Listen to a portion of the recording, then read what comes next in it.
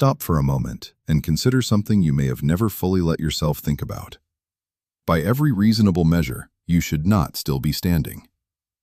Think about the weight you have carried, the kind that would have flattened most people.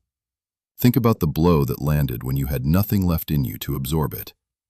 Think about the season that should have been the end of you, the loss that should have swallowed you whole, the betrayal that should have hardened you into someone you would not even recognize in the mirror. You have walked through things that break people. You have watched others crumble under far less than what you were handed. And yet, here you are, still breathing, still standing, still somehow putting one foot in front of the other and getting up each morning. And if you are truly honest with yourself, part of you has quietly wondered how. How am I still here? How did I not shatter into pieces like everything around me said I would? And here is the lie the enemy loves to whisper into that wonder. He says you barely made it. He says you are hanging on by a single fraying thread, that you are far more fragile than you look, and that the next hit, the next loss, the next hard season will be the one that finally destroys you for good.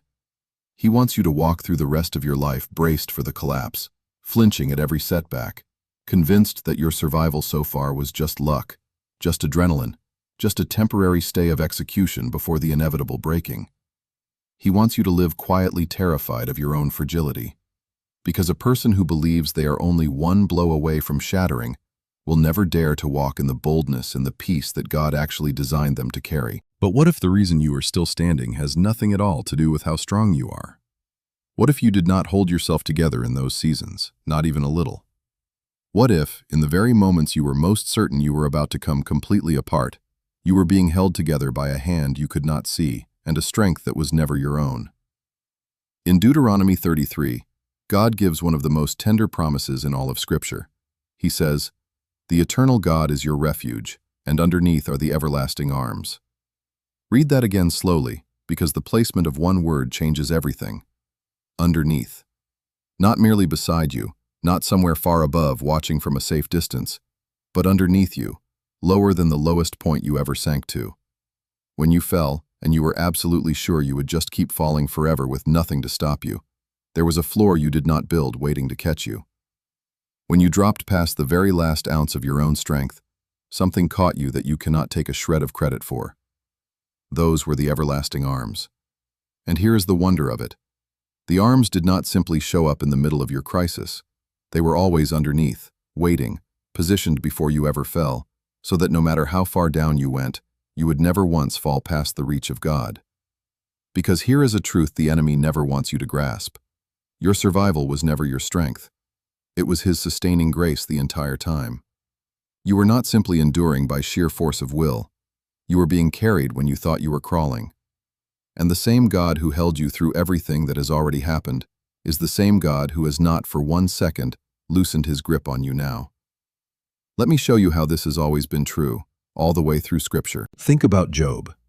In a single devastating stretch of days, he lost all of his children, his entire wealth, his health, and the respect of everyone around him. His own wife looked at his suffering and told him to just curse God and die. His closest friends sat down and accused him of bringing it on himself. His body was covered in agonizing sores. By every measure imaginable, this was a man with every reason to collapse into total bitterness and abandon his faith forever. And yet, sitting in a heap of ashes, scraping his wounds, he said, "Though he slay me, yet will I trust him." How does a man that broken still hold on to God like that? The answer is that he does not on his own. He was being held. The faith that survived Job's suffering was not manufactured by Job's willpower or his positive thinking. It was sustained by the God who never once took his arms out from underneath him, even in the long stretches when Job could not feel them there at all. Think about Shadrach, Meshach, and Abednego. They were thrown into a furnace heated 7 times hotter than normal, so hot that the strong guards who merely carried them to the edge of it were killed instantly by the heat. Those 3 men should have been ash within seconds of hitting the flames. That was the entire point of the fire. But when the king leaned in to look, he leaped up from his seat in absolute astonishment, because he did not see 3 men burning. He saw 4 men walking around freely in the middle of the flames, unbound and completely unharmed, and he said the 4th looked like a son of the gods. They did not survive that fire because they were somehow fireproof or strong. They survived because they were not alone in it for a single moment.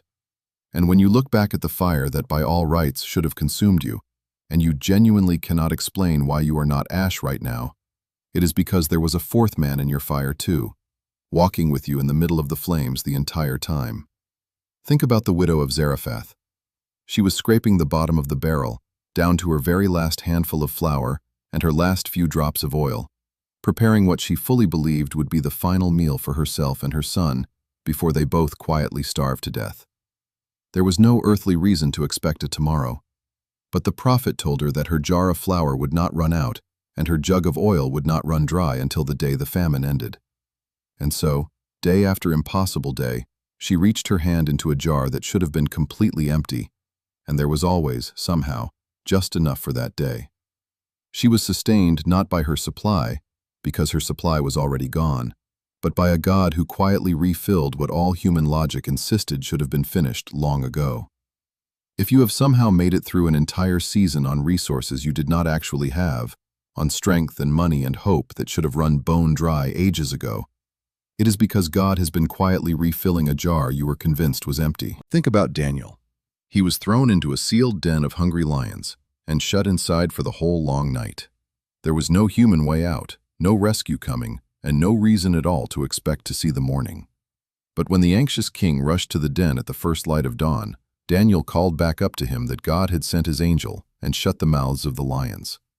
Notice this carefully. He was not spared the den. He was held through the den. The threat was completely real. The danger was total. The lions were right there.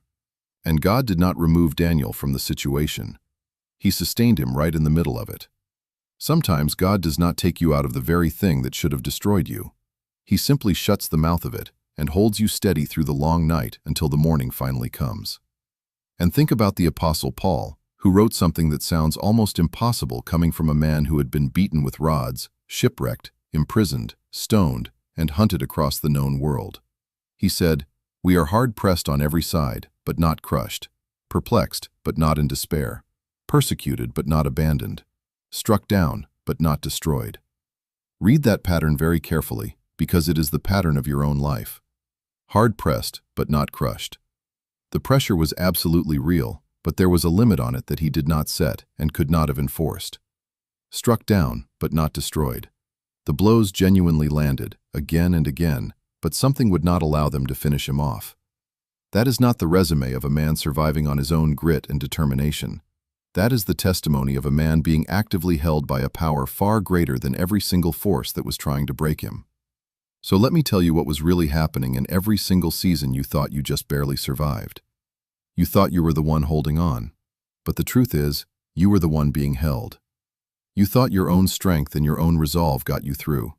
It did not, and it was never supposed to. The moments you felt the very weakest, when you had absolutely nothing left in the tank and were completely certain you were finally going to break, were the exact moments the everlasting arms were holding you the tightest. You did not white-knuckle your way to survival through sheer stubbornness. You were carried by a grace that never once let go of you, even when you could not feel it, even when you were too broken and exhausted to form the words to pray, even when you were fully convinced you were completely and utterly alone. The reason you are still standing today is not that you are unbreakable. You are not. It is that the one who has been holding you is unbreakable. Your strength has clear limits, and you have hit them.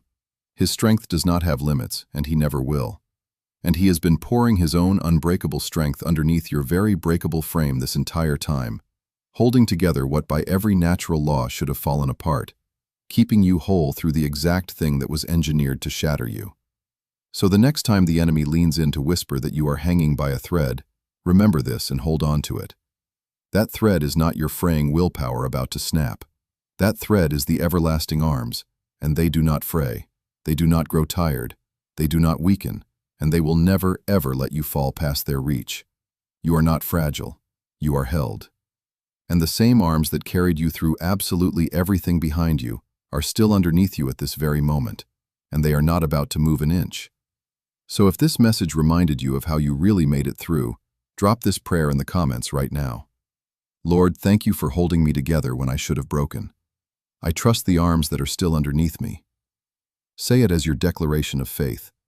Say it as your acknowledgement that you were never once surviving on your own. Subscribe to the Restorer's Voice for biblical truth that anchors your soul through every season. Share this with someone who is barely holding on right now and desperately needs to know that they are actually being held. Keep your head up. You did not survive on your own strength, and you will not have to face what is ahead on your own strength either. The everlasting arms are still underneath you, and they always, always will be.